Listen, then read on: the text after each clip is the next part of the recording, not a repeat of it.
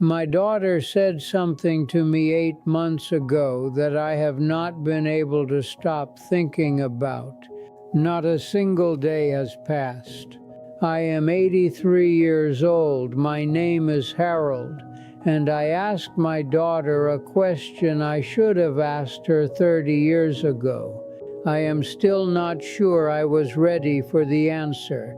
I retired 11 years ago from a manufacturing company where I had worked for just over 4 decades. I started on the floor, moved into management, and by the time I was in my mid-40s, I was running operations for 3 facilities across 2 states. I am not telling you that to impress you. I am telling you that because for a very long time, that sentence was the sentence I used to explain my life. That was how I understood myself. That was the shape of the story I told. Margaret, my wife, passed 6 years ago. We were married for 51 years. After she went, the house got very quiet in a way I had not anticipated, because even when I was home during all those working years, I was never really quiet. There was always a phone call, always a report, always something that needed my attention before morning. Margaret used to say I brought the office home in my chest. She did not mean it as a compliment, but I always received it as one, which probably tells you everything you need to know about where my head was during those years. My daughter's name is Caroline. She's 56 now, lives about 40 minutes from me, and she visits on most Sundays. After Margaret passed, Caroline became the person I talked to most in the world, which I recognize as both a blessing and a complicated thing to place on a child, even a grown one.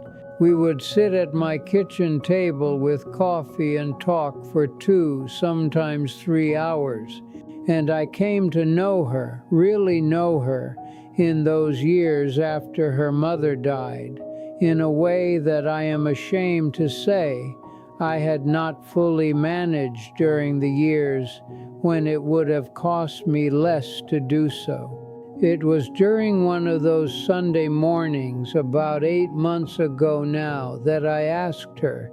We had been talking about her own son, my grandson, who is 19, and at that age where he does not have much use for his parents, which is normal, which is exactly how it should be. But Caroline was feeling the distance and saying so, and I was listening, and something in the conversation made me feel the ground shift under me slightly. Because I recognized something. I recognized the feeling she was describing, not as a father watching his daughter, but from the other direction entirely. I recognized that I had been the one creating that distance once, that I had been the unreachable one, that somewhere on the other side of all those late nights and early flights, there had been a little girl who was doing exactly what Caroline was describing her own son doing now, which was learning to stop reaching. I put my coffee cup down and I asked her. I said, "Caroline, I need you to tell me something honestly, and I need you to know before you answer that whatever you say, I can take it." I said, "When you were growing up, when I was working all those hours and traveling all those weeks, what did that actually feel like for you? Not what you think about it now as an adult. Not the version where you understand why I did it. I want to know what it felt like when you were 10 years old and I wasn't there. When you were 14, when you were 17. She looked at me for a long moment, and then she said, "Dad, are you sure?" And I said yes. She wrapped both hands around her coffee mug, and she looked out the kitchen window for a while, and I did not rush her. I had spent a lifetime rushing. I was not going to rush this. She said, "It felt like you were a guest." She said it quietly, not with anger, not with the intention to wound, just with the flatness of something that had been true for so long. It had stopped feeling like a revelation and had simply become a fact she carried. She said you would come home and we would all sort of adjust ourselves around you. Mom would change the energy of the whole house when your car pulled in. We would be noisier or quieter depending on how you looked. She said, "I don't think I ever thought of you as someone I could go to with something small. If I was going to bring something to you, it had to be worth your time. And so mostly I just didn't." I did not say anything for a little while after that. She wasn't finished. She said, "I want you to know I'm not telling you this because I'm angry.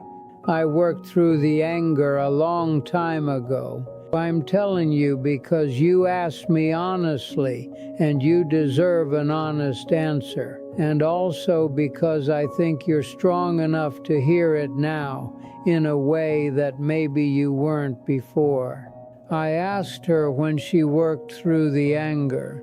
She said probably in my 30s. She said she had gone to see someone, a therapist, for about 2 years during a hard stretch in her own marriage, and that a lot of what came up was me.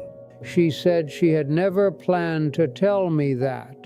I have thought about that more than almost anything else she said, that she had sat in a room with a stranger and spent 2 years working through something that I had caused and I had not known. I had been out there all that time believing that because I had provided, because the house was paid for and the tuitions were covered and nobody ever went without, that I had done my part, that the contract had been honored. It had not occurred to me, not really, not in a way that landed, that a child does not experience a father as a financial arrangement, that what she needed was not the result of my work, but the presence of my attention, that those are not the same thing and were never the same thing, and somewhere in my daughter's body, she had known that before she had the words for it. I asked her if she thought I had loved her. I needed to know if she had ever doubted that. She said, "I always knew you loved me. I just didn't always feel like you liked being around me." That sentence, I have turned it over in my hands every day since she said it, because I did love her. I love her completely. But liking, being present, wanting to be in the room for no reason other than that she was in it, wanting to hear the small things, the unimportant things, that is a different muscle. And I had let it go unused for so long that by the time she was grown, she had simply stopped expecting it from me. She had reorganized her life around my absence the way a plant reorganizes itself around a wall. After she left that afternoon, I sat in the kitchen for a long time. I did not turn on the television. I did not pick up the phone. I just sat there with the quiet and let it be what it was. I want to be careful about how I say what I am about to say, because I do not want it to sound like I am looking for absolution. I am not. I made choices. Every week I made choices, and I made them consciously, and I told myself the story that made them feel necessary, and that story was not entirely false, but it was not entirely true either.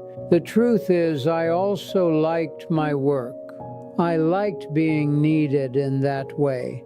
I liked the clarity of a problem that had a solution. I liked who I was when I was in that building, and my daughter was not a problem with a solution. She was a person becoming herself, and that is slower and less measurable, and I did not know how to be useful inside it.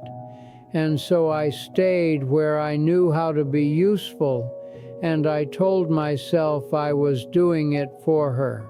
What I would say to any man listening to this, any man in his 40s or 50s, who is in the middle of all of it right now, is just this. The story you are telling yourself about why your absence is necessary, that story is worth examining. Not because work doesn't matter, not because providing doesn't matter, but because your child is not storing up the memory of what your job title was. They are storing up the feeling of whether you were there, whether you looked up, whether they had to earn your attention or whether it was simply given. Caroline and I are closer now than we have ever been. We talk about real things. She tells me when she is struggling.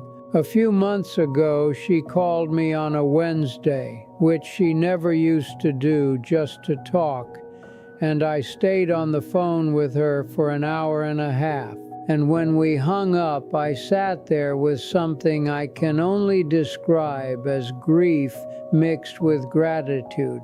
Grief for all the Wednesday phone calls that never happened.